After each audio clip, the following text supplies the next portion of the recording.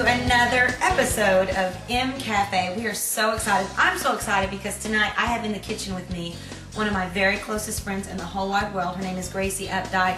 She is trainer extraordinaire, Boston Marathon runner. She trains, actually she's over about 30,000 people at Duke, helping them get fit, stay fit, get active. And I'm so excited to have her tonight in the kitchen. Thank you. We are excited making to be here. beef stroganoff. Yummy. Yummy. And you're going to love this, under 10 grams of fat. Most importantly, you're going to see that even the noodles that we use, high in protein, yet we keep it real lean. So watch that. All right, well the first thing we're going to do is we're going to take about a medium-sized onion. I prefer the sweet onions. And we're just going to grill those up, get those nice and tender.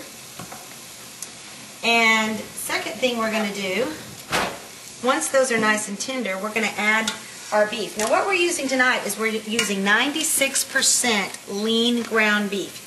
You can go leaner, but I tend to believe that after 96% fat-free, it starts to lose its flavor and actually get a different flavor. So go about 96% fat-free. That'll keep it under 10 grams of fat per serving for this entire meal. And you don't want to add the meat until you've got these nice and soft. So we're going to give that just a couple of minutes. In the meantime, we have got water over here boiling. And what you're going to get is the no-yolk, cholesterol-free egg white pasta. And you're going to get the extra broad noodles. And we're just going to add some to our water.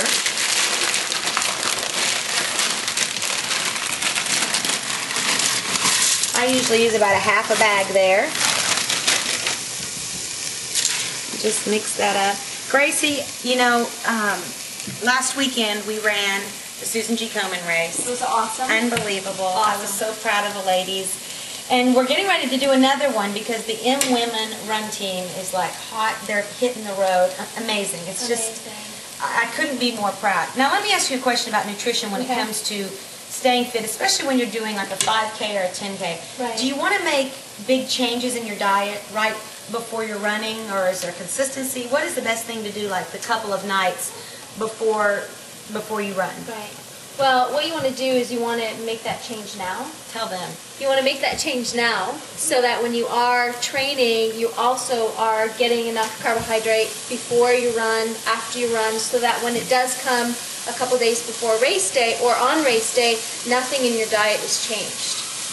So, but if you haven't been doing that and your race is in 2 days, I don't suggest you change your diet because you may have some problems in the race digestively. So you definitely want to start now, change that diet now, and you're good to go. So pretty much keep it consistent. Right. Okay, because when I played basketball, which is a totally different type of athletic training than running a marathon per se, like we carved up. We wanted to have carbs before we had our games and that, but it's a different kind of cardio. You were explaining that there's a different kind of cardio pace that you're doing. What does that mean? Right, so you don't want to have too much carbohydrate because you are in a different energy system when you're training for long runs. So you kind of want a balance of protein and carbohydrate and a smaller amount of fat. For instance, when Stacy does her bouts of basketball, any sort of sprinting, right, you're burning more sugar. So you do want to carbo load. But for a long distance run like a 5K plus, again, you want to keep that more balanced of carbohydrates and protein. Okay, so you just had a baby. I did. And you have a goal within a year of having that baby. What is it that you're wanting to do? Within that year that I delivered, I'm going to do a marathon, and that's actually in a few weeks, in 4 weeks. Oh my goodness. Yep. And so she calls me the other day and she goes, oh, I just ran 17 miles. I'm like, oh, did your womb feel like it was going to fall out? Pretty much. That's just amazing. It's amazing because I think as women we use a lot of excuses for why we can't exercise. Right, absolutely. Why we don't exercise. And I've been guilty like everybody else. But I love it when someone like you comes along and you just, well, you motivate me because you make me want to be better, and just to see you getting out there and, oh my goodness, running 17 miles. I'm really excited about this EMwomen walk team. I think we're going to do great things together. No, it's going to be awesome. And you would think, I mean, having a child adds that another barrier to your exercise. Right. I know a lot of people. I did karate up until the 9th month. But I have to say, right afterwards, I didn't get right back into it. No, I think I used it as an excuse. Right. But I've also heard it's better if you do get back into it. Your muscles tighten up, your belly tightens up better. Of course, breastfeeding helps that too. Right. Well, my goal was within that first 6 months of delivering Dalen was to get back to my body and get back into my fitness. So I did give myself about a month to 6 weeks, and then slowly getting back into it and just making it a priority. And I think it's really hard to think about yourself when you are focusing on your children and your family. All right, so what we've done is we finished browning that ground beef. You want to make sure it's brown all the way through, no pink. And once that's done, drain it so you get out all that extra fat and grease. And then what you want to do is you want to take 1 can of cream of mushroom, healthy requested. Why the healthy request is because it's lower in sodium. And we're just going to pour that on top of our meat. Get it all out of there. And then we're going to take a can of mushrooms, drained. Go ahead and drain those. And we're going to pour that on top of there. And then you're going to take about a half a teaspoon of garlic salt and put that in there. Trust me, that's about a half a teaspoon.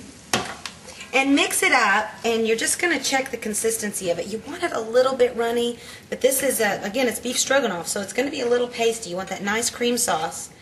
But I'm going to go ahead and add a little bit of water to that. So Gracie, if you'll grab me just a little bit of water over there, and we'll pour that in here. And then what we're going to do is we're just going to take this sauce, we're going to drain the noodles, and then we're going to take the sauce, put it on top of the noodles, and it's going to become an delicious meal. Now the other thing we're going to add is about a 1/4 teaspoon of pepper. That's excellent. Just going to pour that in there so we get it just a little bit runnier. There, that's nice. Looks good. Doesn't that look good? Yes. Those mushrooms really add flavor too.